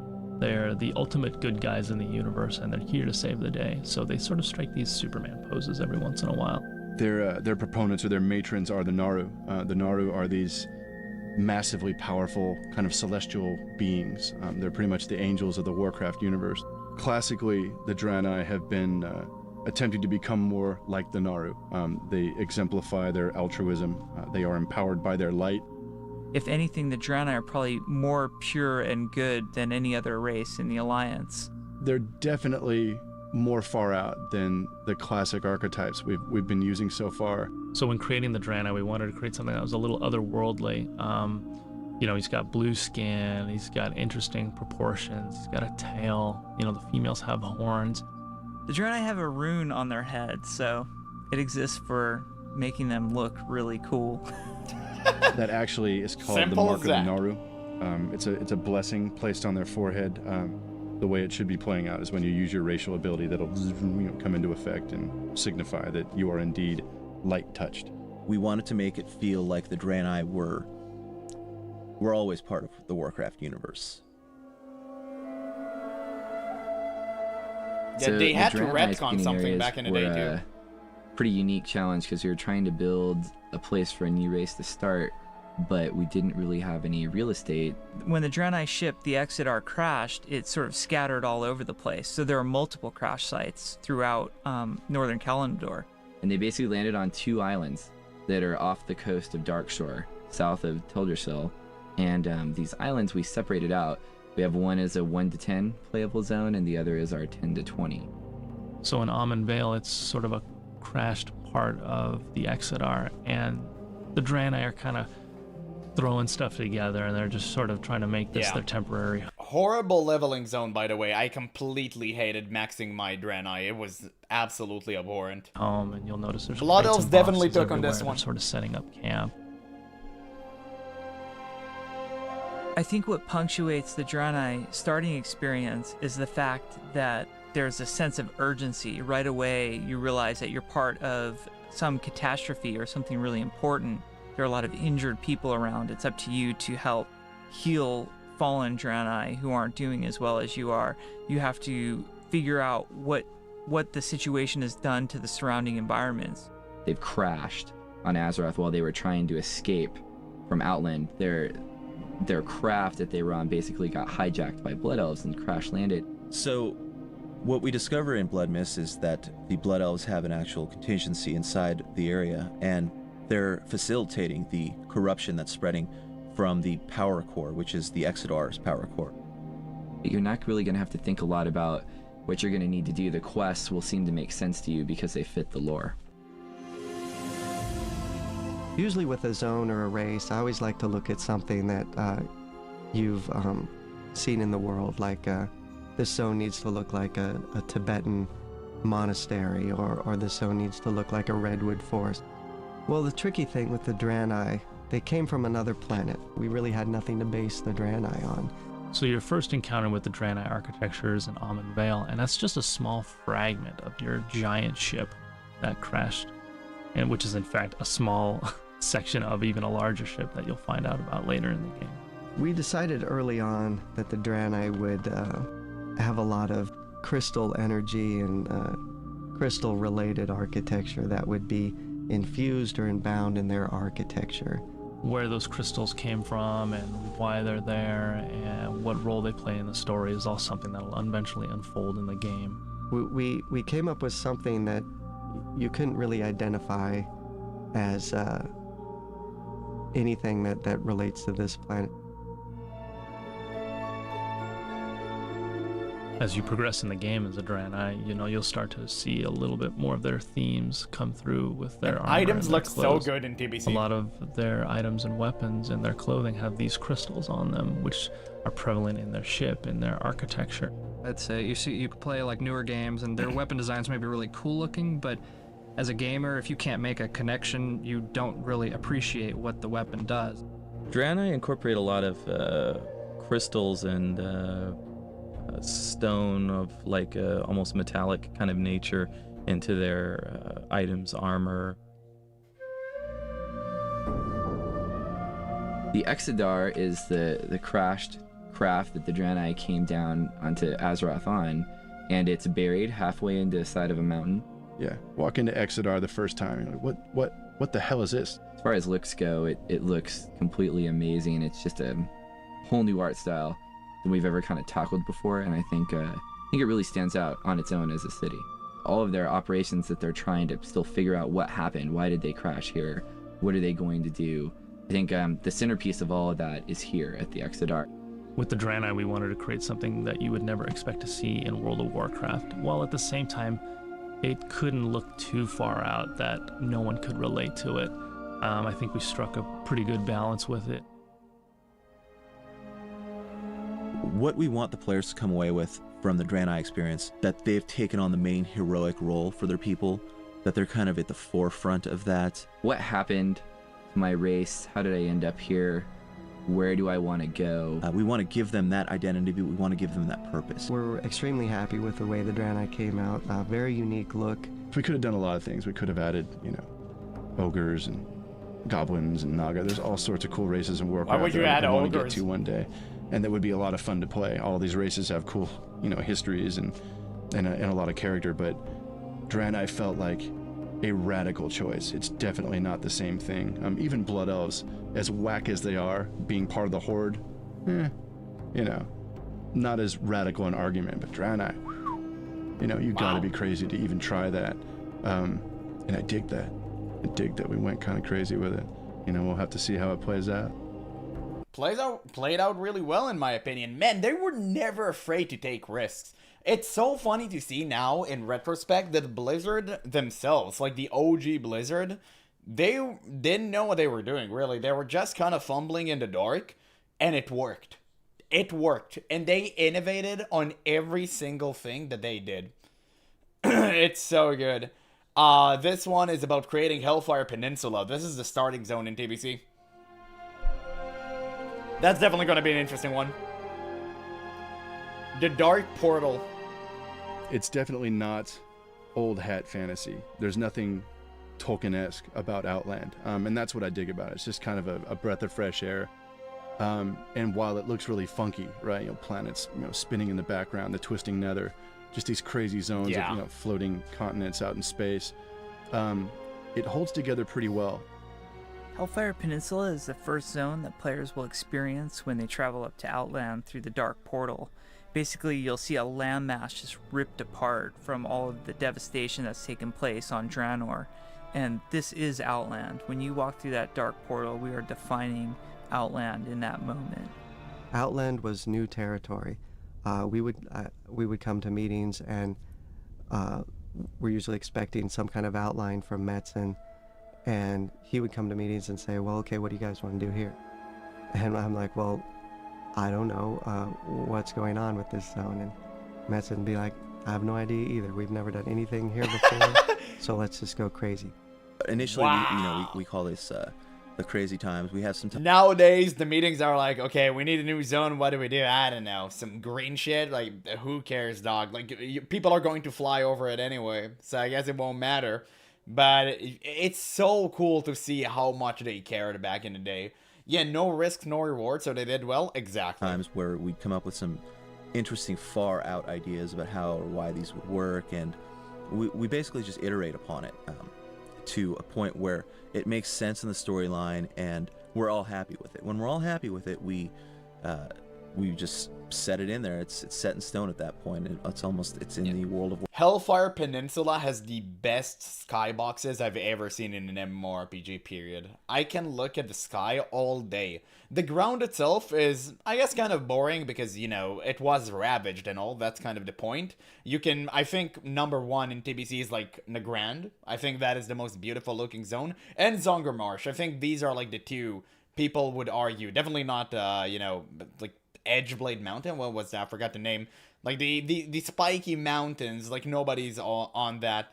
But these two were like crazy good looking. The skybox, definitely Hellfire Peninsula one. Yeah, imagine if we got this Blizzard back. Just imagine the possibilities. The funny part is, we can have this Blizzard back. We have Metzen. You just need to fire Holly Longdale and put more people like Chris Metzen in charge. and you'll get this back and more. Warcraft lore encyclopedia at that point, but It's honestly not but that the lore difficult. is insanely It's within important, reach. immensely important. You know, we joke about, you know, the epic scale of a lot of the things in our game, but sometimes to really get the point across of, you know, what you should feel like as a player, the epic nature of this expansion, I think it all sort of is defined by that portal. The orcs in the Dark Horde era, when they first became the Horde and they were planning on, you know what, let's go conquer other worlds, right? They built big, they built to last, they built it to be something that, you know, stirred the warrior heart as they're marching off in these Proud giant orc columns player, by the way. down the path of glory, you know. They were going to go conquer a world, and they wanted the doorway, you know, through which they entered that world to be as grand as possible. The thing that struck us the most was the materials that they would build with. You know, this is more or less their home planet. You know, the orcs sort of invaded Azeroth, and so when they came through the portal back in the day, they didn't bring a lot of their original materials with them. When we were looking and thinking about the Outland orcs, they would have had a lot more materials, a lot more refined tools and things like that to construct their elements with, and so we were able to work in a lot more metals and more interesting architecture, more solid architecture, not so pieced together. It was much more purposeful and military in style. It was very hardcore, just overbearing. You know, they wanted to make sure that their presence was known and felt on that planet, and so when we looked at that, we sort of ran with that theme. It's such an iconic thing. I mean, everybody's seen it for the last 2 years on the start screen, this small dark portal, so we wanted to expand on that and show them what this expansion is all about. Damn, lore and history. Hellfire supports, you know, an alliance base and a horde base themselves with some pretty cool stories. It definitely, the breadth of the zone allows us to tell stories and create quest lines that are evocative of that Warcraft 2 expansion set and the whole history of the alliance and the horde in this area. You know, for us to express, we wanted to really play off to the history of the zone. We're doing a lot of new zones here that players might not have heard of and not have seen, but Hellfire is one that kind of hits home because it's really got a lot more lore involved in it. Lore and quests are extremely important. Every quest we do. Oh my god, thank you. Oh, can we hear this again? Quests are. Can we hear this again? Listen. In it. Listen. Lore and quests are extremely important. Based Giga Chad. Holy, imagine saying this at today World of Warcraft. Lore and quests are extremely important. No, instead we got like the lame dragons in Dragonflight, and if you quested all throughout Dragonflight, it was all about DEI performative act. All of it. Literally. I leveled throughout Dragonflight, I'm ashamed to admit. Brother, it was the most horrendous experience I've ever had in my life. It was so debilitating, I thought I was about to quit right then and there. But oh my god, it's cringe. It's cringe to the maximum. Back in the day, they used to think about how we tie the lore to the quest and how we make it cool. Nowadays, it's like, oh, we want to indoctrinate you, so here, do some selfies with whelps and choose gender for dragons. What? What are we doing here? Every quest we do has to go through so Chris stupid. Metzen, our creative director. No matter how small, we pass by whatever quest we can, and we try to tie in the lore to almost every quest. We really do want to make that as part of the backbone, the foundation of any quest. All of those thought processes sort of came together to form Hellfire Citadel, as you see it now.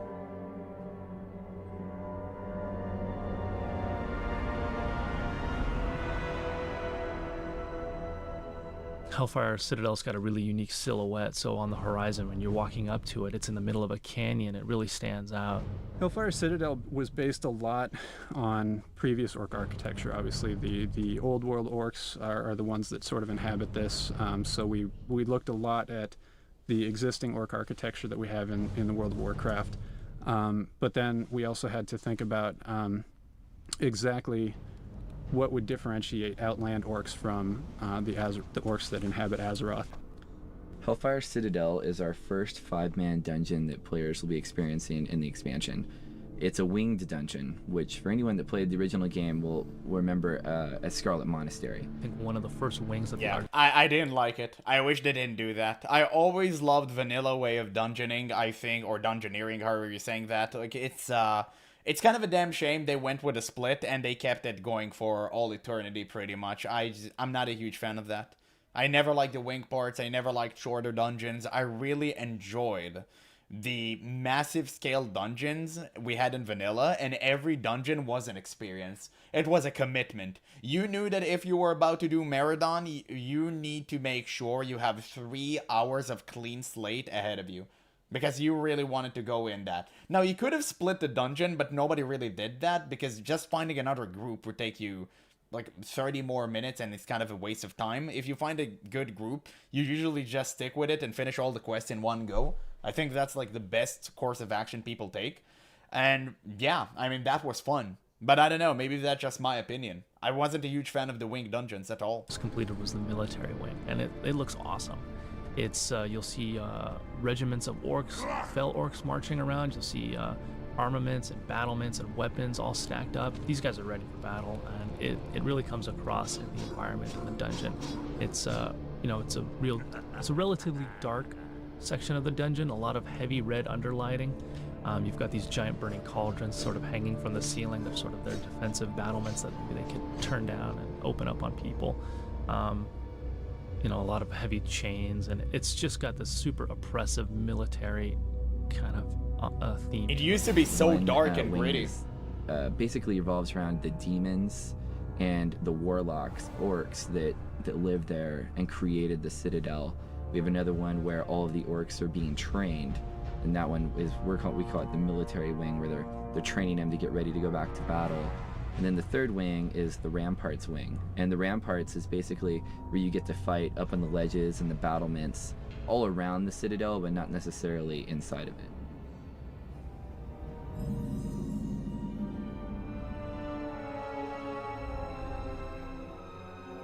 A lot of work goes into building a zone like Hellfire Peninsula.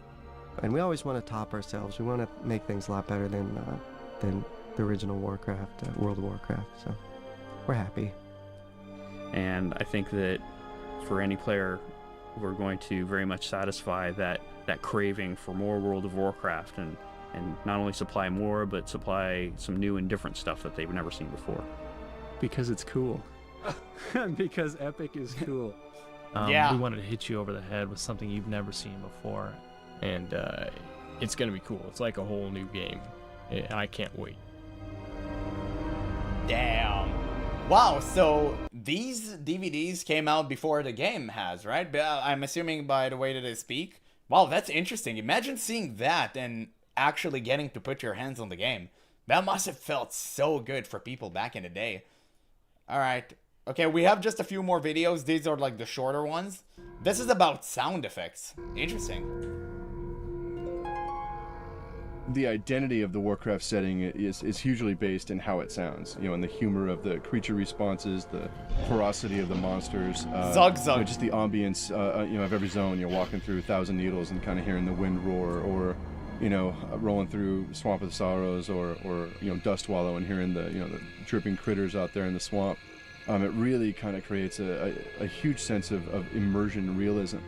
The sound effects can tell those stories either right in front of you, they can do it from around a corner, they might tell you something about a room before you even enter it. There's this kind of mid-level where the sounds are meant to be noticed on occasion, but don't necessarily interact with you in any way. In the Burning Crusade, if you were to ask what makes sound, pretty much the entire game. I mean, you're looking at things that you don't see. You have ambience, you have music, you have monsters, you have little objects all over the world.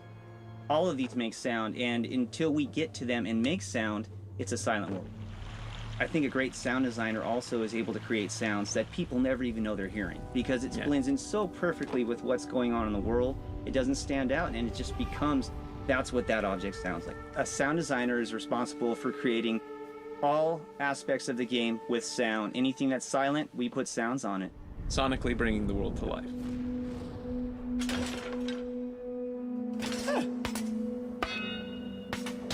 Wow.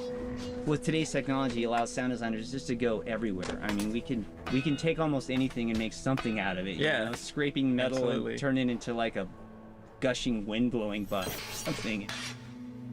And that's the most attractive aspect, I think, of sound design, is this ability to take sounds that most people wouldn't normally consider as being whatever it is that they're experiencing or looking at, and you're layering all these things and making something out of them that's completely different. We'll often do it here at the office in our studios, or we'll go to a big Foley house in Hollywood and someone who has a really great room full of Foley props so that we can have lots of stuff to use. And we'll have a huge list of things that we need to get, and we'll basically spend the whole day there just making noise. Man, it looks like so much fun to actually create.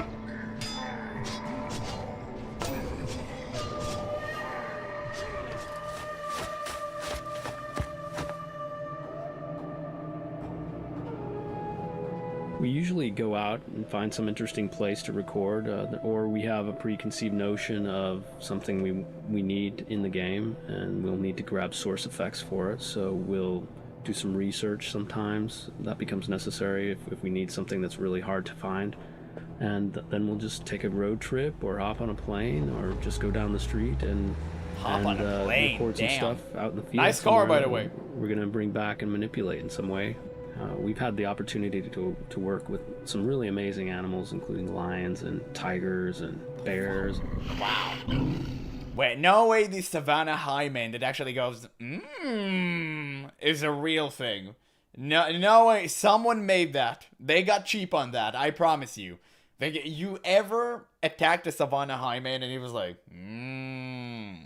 Okay. That's not a real lion, dog. Now that's someone you just rented. No, that's probably the cleaner that you just forced to make that noise. No way. Did Joseph talk to you about the pigs? He talked to me about the pigs. I filmed him with. Did you film him? Bugbears, actual recording monsters of I nature? filmed Yeah, Joseph they're recording crazy frightening. Pork? Look at him. It's not Pumbaa though. He's not wild. Bro, imagine just chilling in your mud pit and some random bald guy from Blizzard comes to record you. Damn, that's crazy. I think definitely this time around with sound effects in the game, we've just added so much more. I think the content overall in the Burning Crusade makes up a soundtrack that goes beyond what you would ever imagine.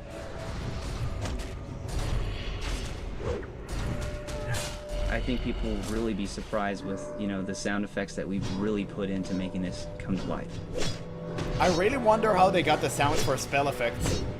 That was the interesting part. I wish they kind of shown that, but no, that's really dope.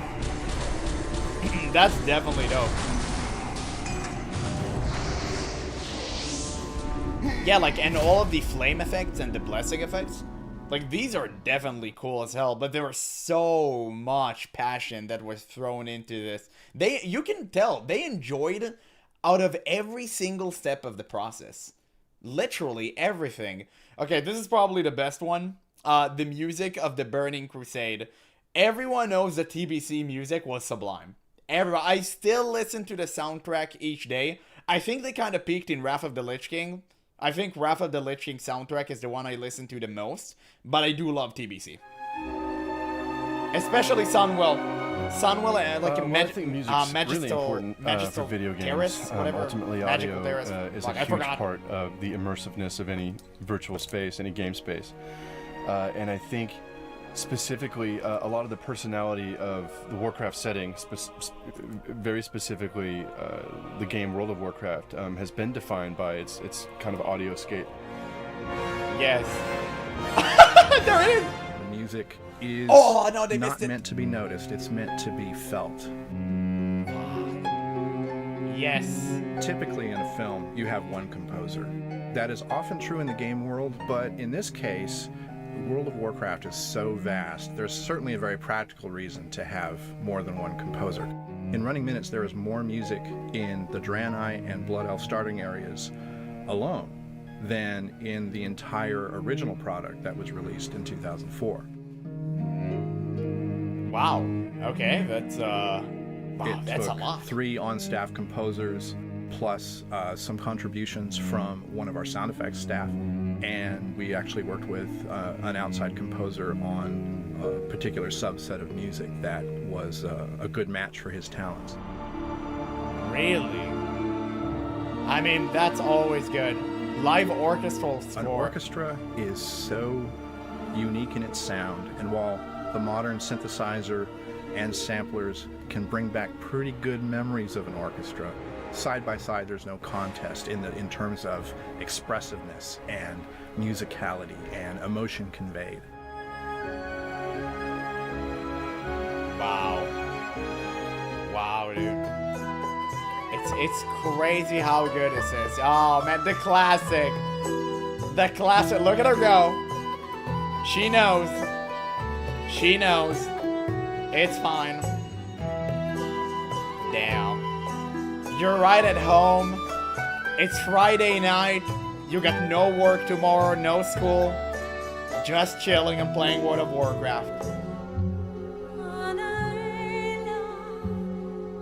Lament I of wrote the a Eyeball. piece of music for the Blood Elf starting area, and the more I got into it, as I began feeling it come together, I noticed how lyrical the melody sounded. It seemed like something you could sing.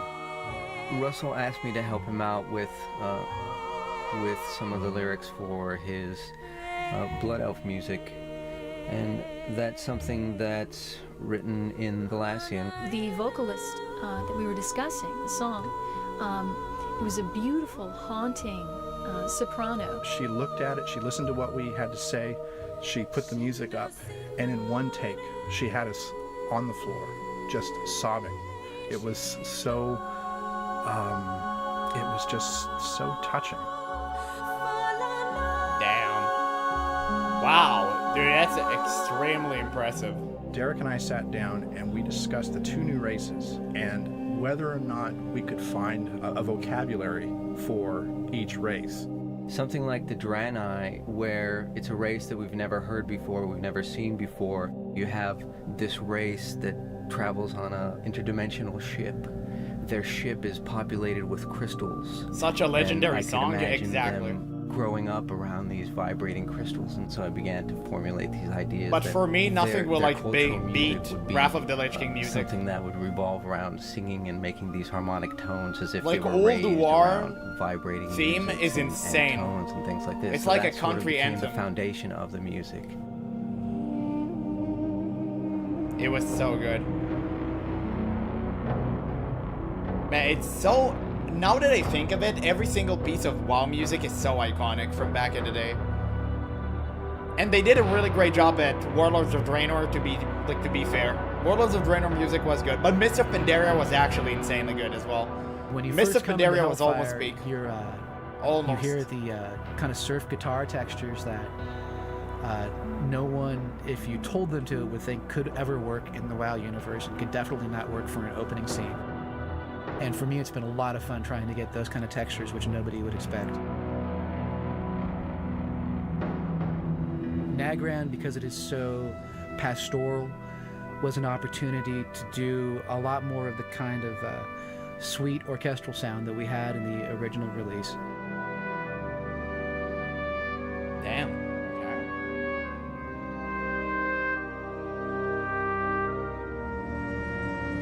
The part of Terrakar Forest that's been kind of destroyed and has become kind of one large cemetery, I really tried to key into just trying to capture that kind of brittle, lifeless feeling and menacing at the same time.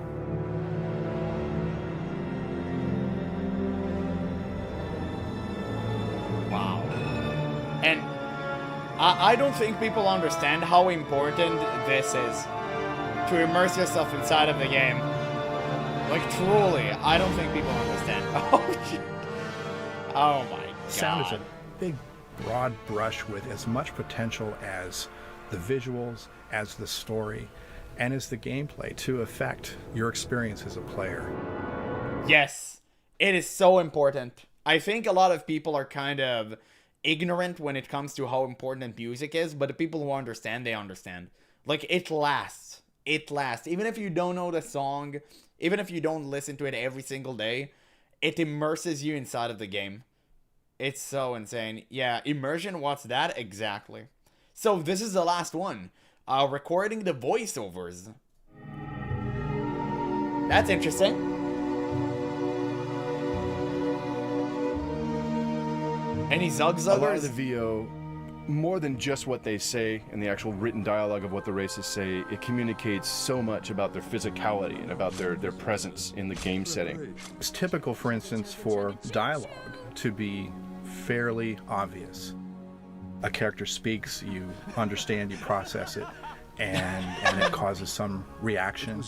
Or it could be more subliminal. It could be creepy. It could be almost unintelligible to the point that it's almost a sound effect, and yet it contributes to your sense that a particular boss is more powerful than the last one. Or maybe you've reached the end game of the instance that you're in. The better to be, little girl. Run away. Run away, little girl. Run away. We have a writer, we have an historian, and we have Chris Metzen. Those three people all contribute to every line of dialogue that goes into the game. You need to know who to bring in for the auditions. How old do they need to be? Does it need to be a male? Does it need to be a female? What kind of voice do they need to have? Low, Liam O'Brien. rough, high, shrill. All kinds of different variations that you can have. Like a goblin, for instance, will be a high-pitched voice and really insane and wacky. Or you could have an orc, which is a low, gruff voice and almost Klingonish. So at that point, I basically start checking against pre-existing lore. Try and make sure that it all makes sense and weaves together to make a really great story. They had an actual historian work on the game. Actual competent person. Wow, thank God. Actual thank God. Because that's, you know, that's our chief goal. We love to do the story, you know, bring it across and make it come to life. So the act of casting the voices in a game like this, it becomes pretty important. There are so many different voices that we need to have a variety. We audition the actors, we find the best actors for the best roles, we match them up, and then after that, it's time to bring them in to record. Yeah, a couple more like that last one. It's so cool seeing this. The depths will consume you. Damn, that's dope. Nice. Let's get one more just like that. Wait, who's she voiced? Lady Vosh? Gray-haired old lady. Oh, but classic. Don't let me pull the wool over your eyes. See for yourself what lies beneath That's Barnes, right? those covers. And now, on with the show. We tried to put as much voice response in there as we could so that the player felt completely immersed in the universe. So they're constantly getting some kind of audio feedback and they feel like this is a living world that they're part of. Imprisoned for 10,000 years. Yeah.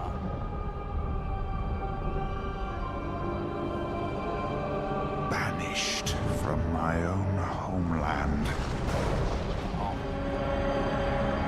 Literal chills. And Say the line. now you dare enter my realm. Please make him say it. Please make him say the line, please. You are not prepared.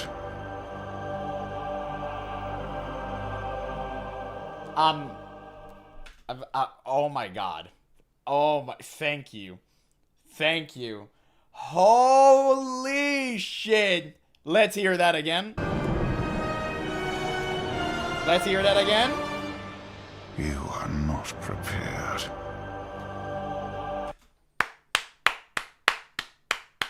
Absolute perfection.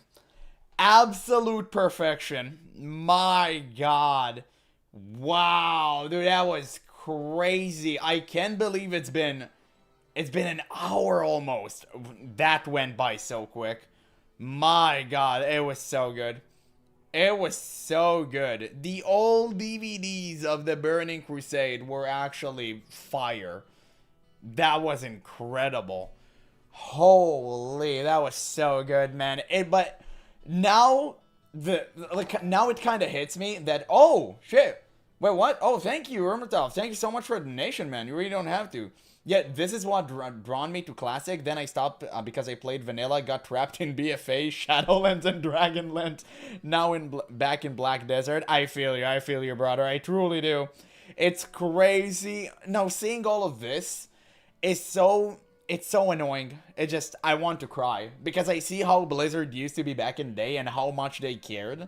And I see what we have nowadays, which is all about indoctrinating people. It's all about virtue signaling and DEI woke slop that we've been spoon-fed in the past 6 years.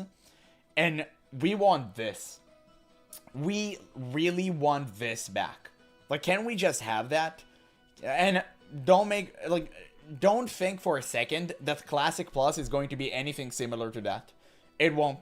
It won't, because it's made by the same people who gave you retail. And that's what frustrates me the most, because I really want this, man. It was so good. Imagine just going on a Friday night, you have no work, no school tomorrow.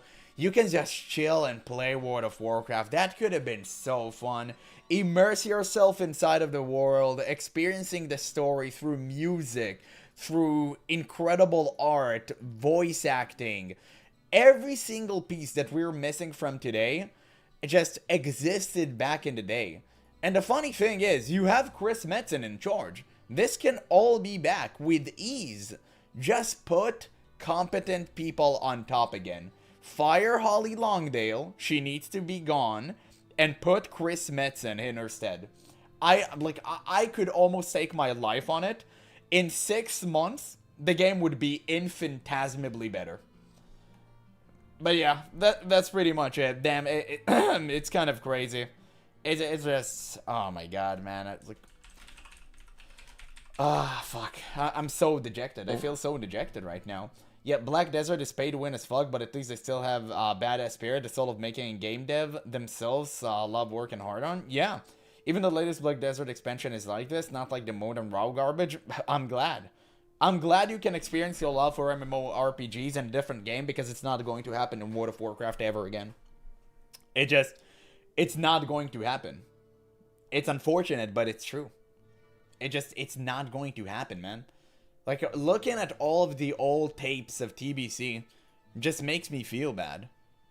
I can't believe, like, how the hell did we get lost? What happened? It used to be so good. We used to have it perfect. Like, what the hell happened? It's crazy. Look at this. All of this is perfect. I mean, it wasn't perfect, but it was, if you know what I mean. It's just insane. It's mind-boggling to me.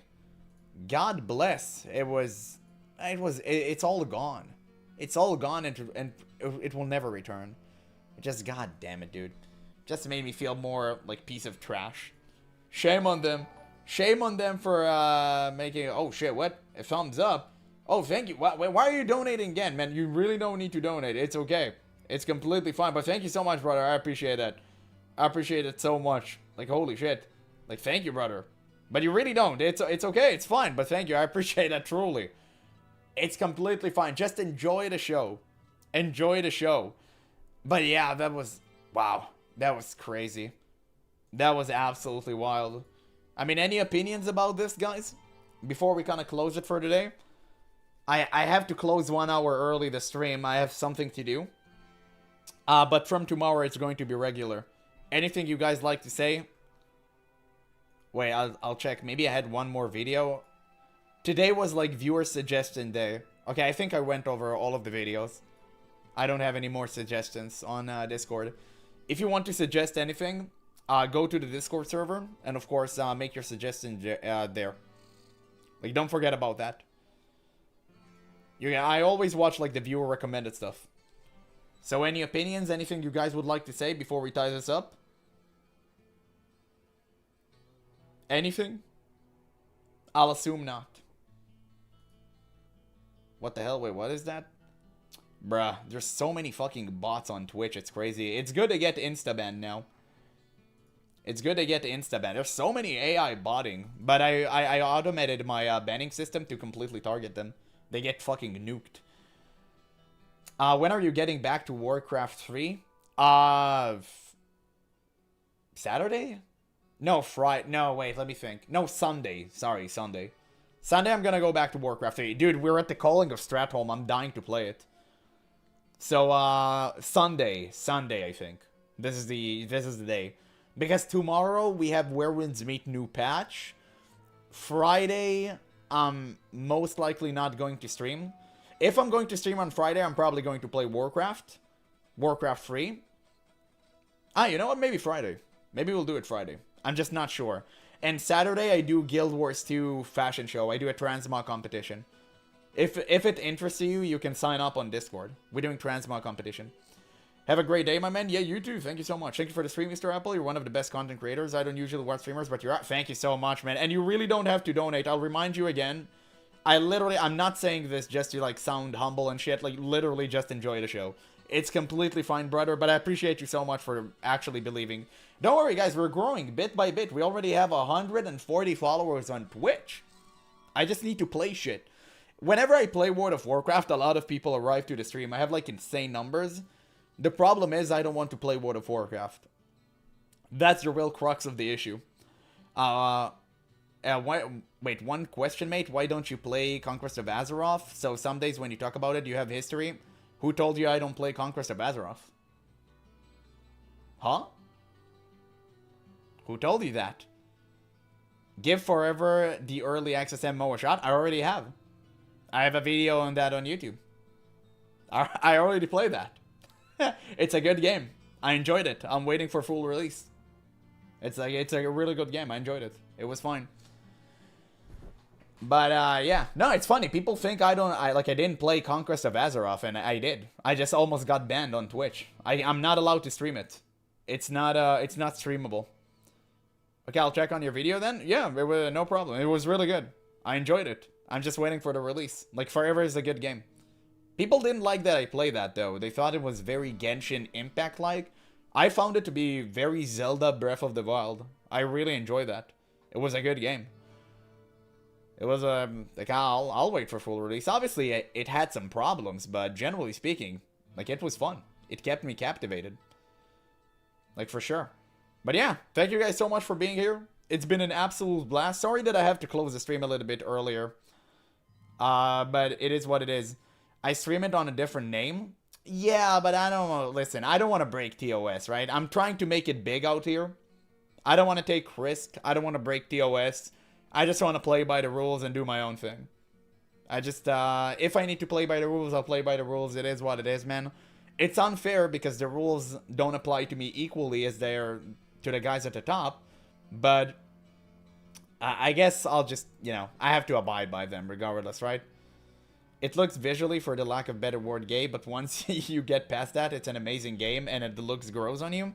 I don't care about the looks so much. It's, oh shit, thank you for the follow. Thank you for the follow, Q8. But, yeah, no, I have no problem with the art. I had no problem. I thought the art was fine. It was extremely simple, but it was fine. Like, I didn't find it to be problematic whatsoever. Nothing at all. It's okay. It doesn't appeal me, but it's good enough to keep me captivated. If that makes any sense. What about the puns in Forever? Which one? If you're talking about, like, oh wait, you're talking about all of the, like, the Hestus flask and all that. That was kind of funny. Now, you'll see it in my video. I spoke about this. It was very good. I actually enjoy that reference. You had so many references out there. It was very, very good. And Hearthstone was like something else. It was like Earthstone, I think. But Hestus Flask got me. Hestus Flask got me because I'm an avid Souls-like player. So it did really get me. Yeah, very French. Yeah, it was funny. It was funny. I like that. It was very, very cool. I actually did enjoy that. I don't know if they're allowed to do it. I'm pretty sure they are, but it was like, I enjoyed it. It was very, very fun. But, yeah. Anyway, guys, thank you for such a great stream. I enjoyed this stream a lot. This was one of the better streams. Even though most people didn't tune in today, Again, it was a very good stream. It was my absolute pleasure to have you guys here. Stand up right now, Apple. Fuck no, I'm without pants. But yeah, like, that's crazy. Thank you guys so much for being here. Thank you so much. It's been an absolute blast. Thank you. I'll see you guys very, very soon.